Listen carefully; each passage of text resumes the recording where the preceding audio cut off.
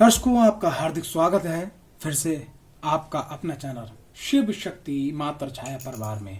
दर्शकों, अगर आपकी कोई समस्या है, कोई परेशानी है, तो हमारा भैया आपका अपना नंबर है 90 12 95 17 57 पे आप व्हाट्सएप नंबर पे संपर्क कर सकते हैं कुंडली विश्लेषण अध्ययन कुछ भी करवाने के लिए, ज्योतिषीय परामर्श के लिए।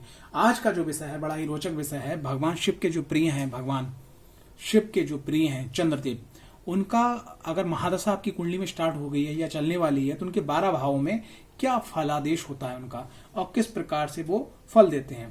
तो वीडियो में चलते हैं, आगे जानकारी देते हैं। जो छोटा सा अनुभव है वो आपसे शेयर करते हैं, लेकिन उससे पहले आप सभी लोगों से सभी ने निवेदन इस प्रकार है कि अभी तक अगर आपने चैनल मेरा सब्सक्राइब नहीं किया है तो चैनल को जरूर सब्सक्राइब करें, वीडियो को लाइक करें और साथ ही साथ जो वीडियो है आपके पास समय पे पहुंच जाए तो बहुत सारे लोग चैनल सब्सक्राइब कर लेते हैं, जो घंटे वाला निशान उसको नहीं दबाते, उसको भी आल पे कर दीजिए, जो इस वीडियो पड़े आपके पास नोटिफिकेशन पहुंच जाए और आप समय पे वीडियो को देख पाए। मून चंद्रदेव की महादशा, अगर चंद्रदेव लगन के अंदर बैठे हैं तो क्या प्रभाव होगा। देखो, सबसे पहली चीज क्या है कि चंद्रदेव की महादशा बताने से पहले एक बात ध्यान रखिएगा कि ये होता है और ये होता है और ये होता है, यानी कि कुंडली के अंदर जो ये हमारा 12वां भाव होता है, कुंडली के अंदर जो हमारा 8वां भाव होता है, 6ठा भाव होता है। अगर चंद्रदेव कहीं पे भी यहाँ पर मतलब इन भावों में कहीं पे भी कर्क राशि आ रही है, ठीक है, यानी 4 नंबर आ रहे हैं, यहाँ पे 4 नंबर आ रहा है, यहाँ 4 नंबर आ रहा है, यहाँ 4 नंबर आ रहा है, तो जो मैं फल बताने जा रहा हूं हो सकता है कि उस फल में काफी हद तक परिवर्तन हो, क्योंकि ये त्रिक भाव है। यहाँ पर अगर कर्क राशि आ रही है तो उसका फल आपको पॉजिटिव बहुत ज्यादा नहीं मिलेंगे, क्योंकि चंद्र की माँ की कहीं पे भी प्लेसमेंट हो सकती है, कोई सी भी राशि हो सकती है आपकी, मेष से लेके मीन तक। बात करें चंद्रदेव अगर लगन में बैठे हैं तो सबसे पहले पॉजिटिव बात करते हैं। तो लगन में बैठे हुए चंद्रदेव हैं तो चंद्रदेव को अच्छा करने के लिए आपने क्या करना है, निरंतर भगवान शिव की आराधना करना है, महादशा आपकी अच्छी जाए। और उसके बाद में अगर वो कारक हैं तो मोती रत्न आपको पहनना है।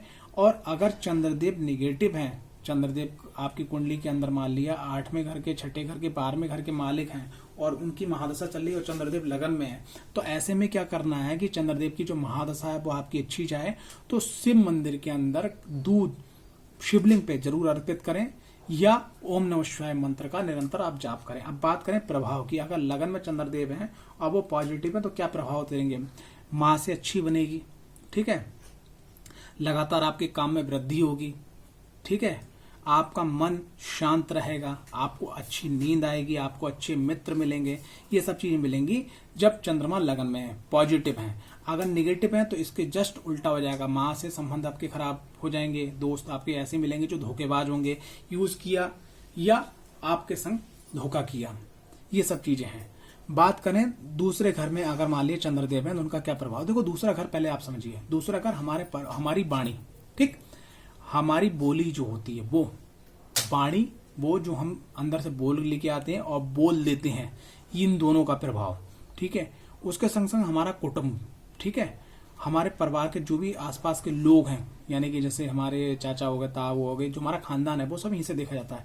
इसके संग संग आपके पास धन कितना है, ठीक है, और आप धन कितना रख सकते हैं, ठीक है, और आपके जीवन में धन कितना आएगा वो सब यहाँ से देखा जाता है। तो इन सब चीजों को अच्छा करने के लिए चंद्रदेव को यहाँ मजबूत करना होगा। चंद्रदेव को मजबूत करने के लिए क्या है कि आप एक काम करिएगा, किसी भी भगवान शिव के मंदिर में जाइएगा और वहां अपनी पूरी बात नंदी बाबा के कान में कीजिएगा और अपने घर के अंदर विशेष मुहूर्त पर बेल पत्र का पौधा गमले में रखिएगा, उसकी विधिवत पूजा कीजिएगा और शिव मंदिर में जाके वो डोनेट कर दीजिए, लगवा दीजिएगा। सिर्फ इतना मात उपार करने से और प्रत्येक सोमवार को शिव जी के दर्शन करने से और अपनी वाणी पे थोड़ा सोच समझ के बोलने से आपके जो मैंने ये सब सेक्टर बताए सब अच्छे हो जाएंगे। महादशा यानी 10 वर्ष की महादशा होती है भैया, बहुत अच्छी जाएगी। बात करें पराक्रम भाव, तो देखो पराक्रम भाव जो है वो मेहनत करवाने वाला होता है। और चंद्रदेव यहाँ पर पड़े हुए हैं, ठीक है, और आपकी कुंडली के अंदर 6ठे और 8वें और 12वें घर के भी स्वामी हैं तो बहुत ही मेहनत करवाएंगे। लेकिन यहाँ के स्वामी नहीं है तो थोड़ी मेहनत कम करवाएंगे, लेकिन मेहनत आपको करनी होगी। लेकिन आपने क्या करना है, मेहनत से पहले योजना बना ली है कि कल हमें ये काम करना, छोटे से भी काम की योजना बनानी है, फिर आपने मेहनत करनी है, ठीक है। अगर आप ये सिर्फ काम करते हैं और अपने जन्मदिन पे, अपनी शादी की सालगिरह पे या विशेष त्योहारों पे अगर आप शिव मंदिर में खीर का भोग लगा के लोगों को बांटते हैं, ठीक है, तो बहुत अच्छा होगा। या किसी मंदिर में दूध या चावल दान करते हैं, या किसी धर्म स्थान में दान करते हैं, या किसी गरीब कन्या की शादी हो रही है अगर उसमें ये दूध और चावल दान करते हैं, बहुत अच्छा हो जाएगा। बात करें चौथे घर के अंदर का चंद्रदेव है और उनकी महादशा स्टार्ट होगी, बहुत ही अच्छा, अति सुंदर, सब कुछ मिल जाएगा। लेकिन कुछ चीजों का ध्यान रखना होगा। ऐसे व्यक्ति को क्या करना है कि मां की सेवा करना है, घर के अंदर भगवान शिव की शिवलिंग रख के, पारे की शिवलिंग या नर्मदेश्वर शिवलिंग जो है रख के विधिवत पूजा करते रहना है। इतना मात्र उपाय करने से सब कुछ मिल जाएगा। यहाँ पर अगर कहने का तात्पर्य वो 8वें घर, 6ठे घर और 12वें घर के स्वामी और चंद्रदेव यहाँ बैठ गए हैं तो थोड़ा सुख में कमी आएगी।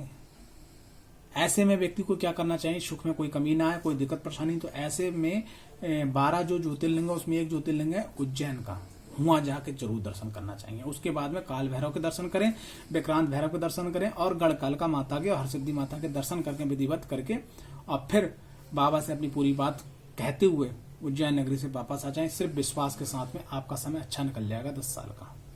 बात करें पंचम भाव में अगर चंद्रदेव है तो ऐसा व्यक्ति अगर आप अपनी माँ को गुरु माँ के रूप में देखें, उनके चरण स्पर्श करके अपने काम के लिए निकले, अगर उसकी माँ नहीं है तो वो किसी भी देवी को अपनी माँ के रूप में मान के अगर विधिवत पूजा करे बाबा भोलेनाथ के संग में, तो सब कुछ मिल जाएगा उसका। ठीक। हाँ, अगर मान लिया पंचम भाव के अंदर अगर ये चंद्रदेव हैं और कुछ 6 और 12 और 8वें घर के स्वामी हैं तो यहाँ पंचम भाव के जो लाभ है उनमें कमी ला देंगे। 6ठे घर के अंदर अगर चंद्रदेव हैं तो भैया ये रोग और ऋण बहुत सारी चीजों को गड़बड़ कर देंगे, बहुत सारी दिक्कतें कर देंगे। तो यहाँ हमें क्या करना है, इसको अच्छा करने के लिए, इसको अच्छा करने के लिए आपको हर साल कोशिश ये करें उज्जैन के दर्शन करके आए।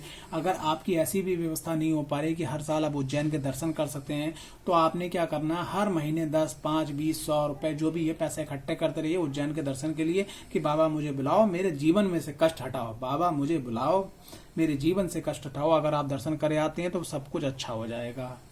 लेकिन फेथ, विश्वास होना चाहिए। ठीक है। 7वें घर के अंदर अगर चंद्रदेव है तो बहुत ही बढ़िया वाली बात है। और अगर वो चंद्रदेव 8वें, 6ठे और 12वें घर के स्वामी नहीं है तो बहुत ही बढ़िया। अगर कहीं मान लिया लगन भी उनका मित्र का तो और ही ज्यादा बढ़िया है। ठीक है। तो यहाँ हमें क्या करना है, यहाँ चंद्रदेव को मजबूत करने के लिए अगर शादी हो चुकी है तो शादीशुदा जोड़ा जो है अगर गौरीशंकर जी की पूजा करता है, यानी कि गौरी माने माता पार्वती और शंकर माने बाबा भोलेनाथ, अगर गौरीशंकर जी की पूजा करता है और दोनों लोग सोमवार का व्रत रखते हैं, विधिवत पूजा करते हैं, सब कुछ मिल जाएगा। 8वें घर के अंदर का चंद्रदेव है तो भैया ये थोड़ा सा मानसिक तनाव, डिप्रेशन, अस्थमा, टीबी, ठीक है, फेफड़ा, खून में दिक्कत, अगर कुंडली के अंदर अगर केतु की युक्ति यहाँ बन जाती है, केतु की यहाँ दृष्टि पड़ जाती है तो ऐसी अवस्था में व्यक्ति को जो ब्रेन हैमरेज जैसी प्रॉब्लम भी खड़ी हो सकती है। तो 8वें घर के अंदर का चंद्रदेव है तो ये नेगेटिव प्रभाव है। लेकिन अगर 8वें घर के अंदर चंद्रदेव है तो एक पॉजिटिव प्रभाव है। 8वां घर होता है खोज करने का। तो अगर 8वें घर के अंदर चंद्रदेव है और महादशा स्टार्ट हो गई तो आप चंद्रदेव का सकारात्मक बटन स्विच कर दें, ऑन कर दें। क्या करना है, आप जो है जिसको बोलते हैं एग्रीकल्चर में जो दवाएं यूज करी जाती हैं, जो लिक्विड फॉर्म में होती हैं, जो दवाएं होती हैं, ठीक है, जो दवाओं के पीछे जो केमिकल्स बनते हैं या जो चीजें बनती हैं, इस या और कोई भी चीज, उसमें आप अपना ज्यादा से ज्यादा समय लगाएं खोज करने में। सिर्फ अगर आप खोज करने में लगाएंगे तो चंद्रमा की नेगेटिव एनर्जी जो वो चाहती है उधर खोज में आपने लगा दी तो वो खर्च हो जाएगी और आपका समय अच्छा हो जाएगा और आप आने वाले समय में बहुत कुछ हासिल भी कर लोगे। ठीक है। 9वें घर के अंदर अगर चंद्रदेव हैं तो ये बहुत ही बढ़िया वाली बात है, आप भाग्यशाली व्यक्ति हो। ठीक है। ऐसे व्यक्ति को क्या करने, भगवान शिव की निरंतर आराधना करना चाहिए और नित्य जो अपने काम से पहले शिवलिंग पे जल अर्पित करना चाहिए। अगर आप ऐसे पश्चिमी देशों में जहाँ शिवलिंग की व्यवस्था नहीं हो सकती तो ऑनलाइन ऑर्डर करके मंगवा लीजिएगा, पारे की या नर्मदेश्वर शिवलिंग, उनकी आप पूजा करें विधिवत तरीके से। और उसके संग संग आपने एक काम और करना है, वो ये है कि जब भी आपको दिन में समय मिले, आप खाली हो तो 2 मिनट, 4 मिनट, 5 मिनट आपको भगवान शिव का जो समाधि वाला रूप है उसका ध्यान करना है। ठीक है।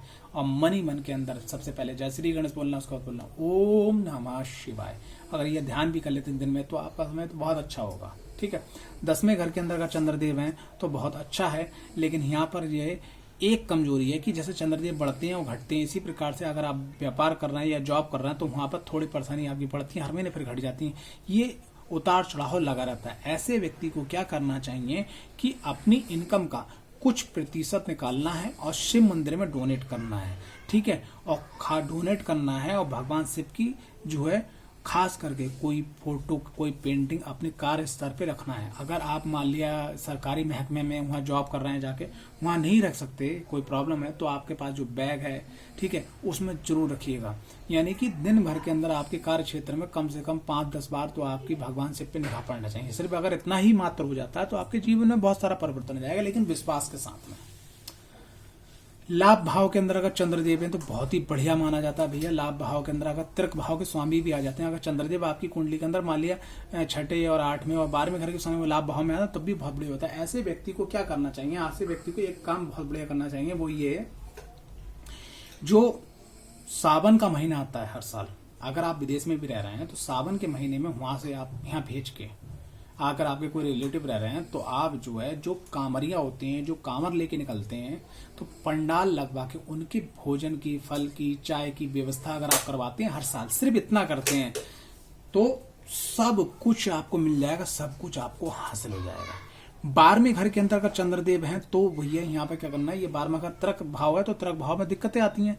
तो ऐसे व्यक्ति को क्या करना चाहिए कि सबसे पहला तो उसको काम करना, सुबह उठते खन मेडिटेशन करना चाहिए और नित्य नमः शिवाय का, ओम नहीं नमः शिवाय का जाप करना चाहिए, कम से कम 10 मिनट से लेके जितना आप ऊपर समय बढ़ा सकते हो। सिर्फ इतना मात्र करने से चंद्रदेव की जो महादशा से यहाँ दिक्कतें पैदा होंगी वो खत्म हो जाएंगी और आपका काम निरंतर जैसे पहले चल रहा था उससे अच्छा हो गया, आगे चलता रहेगा।